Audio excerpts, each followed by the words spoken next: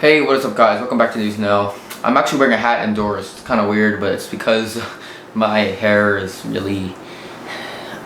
You just don't want to see it right now. Anyway, today we're going to be talking about the Galaxy Note 7. Very excited for this product. I cannot wait for this product to come out. So let's start, shall we? Okay, so first, sorry, I've never made a video doing a hat. It's kind of weird. So first, let's talk about when this phone will be announced, so you actually know what it's going to be like. This phone is going to be announced supposedly on August 2nd, 2016.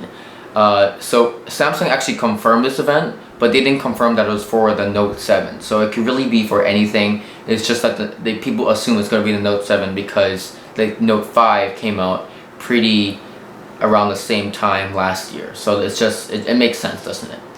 The release date is going to be around August 15th. So just about a week or two after the launch of the Galaxy Note 7. So right off the bat, you're probably thinking, why is it the Galaxy Note 7 and not the Galaxy Note 6? Because last year's phone was the Galaxy Note 5.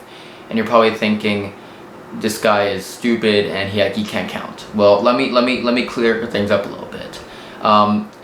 If you're new to Note 7 leaks, then you won't know about this. But basically, Samsung wanted to unify the naming scheme for the Galaxy lineup. So because their current Galaxy, regular Galaxy series is the Galaxy S7, they would feel that it only made sense for the Note to have the same sort of number as the Galaxy.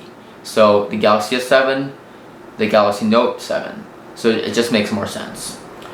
This Note 7 will have mainly a Galaxy S7 edge design with an enhanced S Pen, and I'll talk about that more later.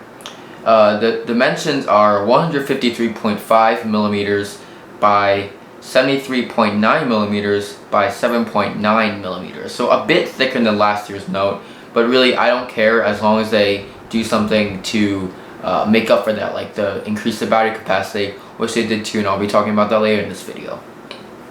They're also increasing the display size from 5.7 inches to 5.8 inches, so a nice little boost up there. And because the Galaxy Note is really for those prosumers, it's really all about the huge screen space.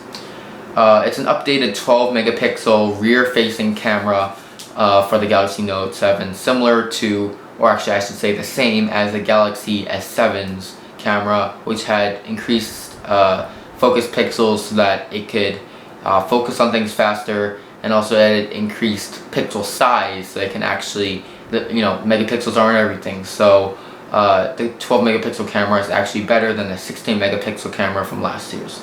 And the selfie camera is just going to be the traditional 5 megapixel camera. Shouldn't see anything too much different with that, apart from maybe some software enhancements. There's obviously going to be two variants. There's going to be the regular Note 7 and then the Edge variant.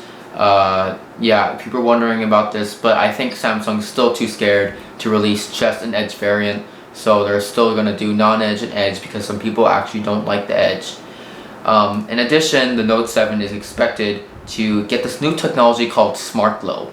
And Smart Glow is pretty much a technology that is next to the camera on the LED actually, where you would shine a flashlight or when you would light up a photo.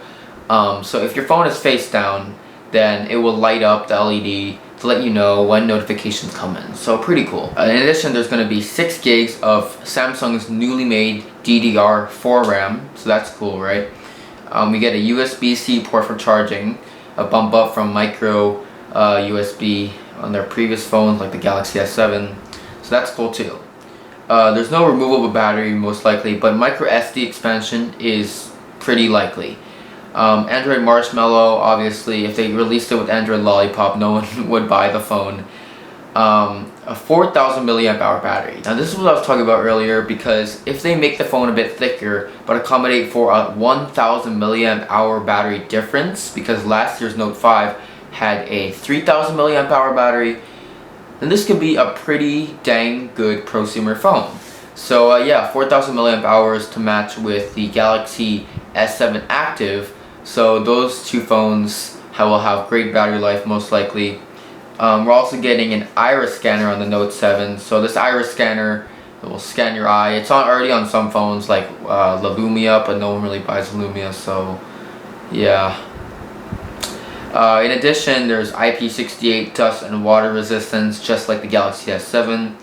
There are some S Pen updates, like longer usage and more accurate proximity warnings.